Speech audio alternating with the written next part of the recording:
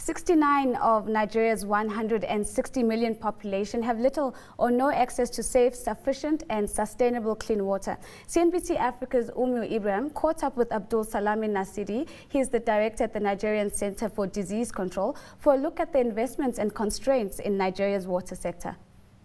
This is well clearly defined in the national water policy and the integrated approach that the Ministry of Water Resources wants to pursue. And at the same time, we don't want to reinvent the wheel. We just go by the MDGs and we can attain all that is left. That is, really, follow what is recommended in the MDGs for Nigeria and for the whole world. And we should be able to get that. No need to reinvent the wheel.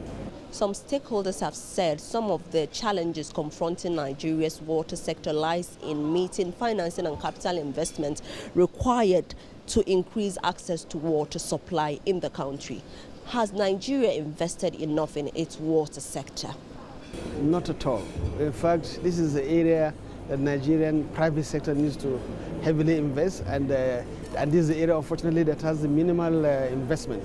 But this initiative by this youth is a very great one, and really, really encouraging. We feel so happy, and I can assure you it's a good area to invest in because people must eat, must drink, and must breathe.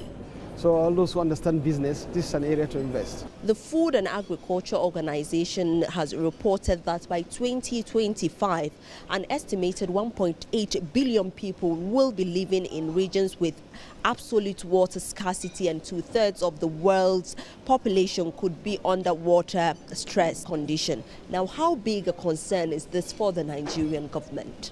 Well, it's a huge concern because this is something that can set some of our achievements, in the area of development and health back.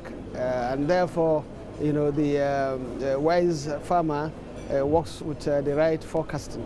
So I think, we can't ignore all these issues of global warming, climate change, and so that are really affecting virtually everything we are doing. And the best way to address the issue is to start looking for alternative sources of water, and also looking for alternative sources of water delivery. So it's not just availability of the water that matters, especially for us in the health sector, but the fact that the people have access to this water either brought to them or they reach the water within short distance. So, and then of course the next issue that we are very worried about from the health point of view is that if the water is potable. So it's not just access to water, any water at all, but access to potable water. That's what will make a difference. What do you think is the major constraint to water resource development in Nigeria, and what should be done to address this challenge? One of the major constraints, as was identified by the ministry, is funding, capacity building, and also now getting a different strategy and approach to go through the public-private partnership, so that nothing is left only to government, everything is left to government, everything is left. So by the time the private sector now start coming, NGOs are coming, and of course the community mobilization for them to also play a role in really getting their own sources of water is what I think will be the long lasting solution. Now, about 43% of children in sub-Saharan Africa are said to drink unsafe water, and this poses a lot of threat to the health of children.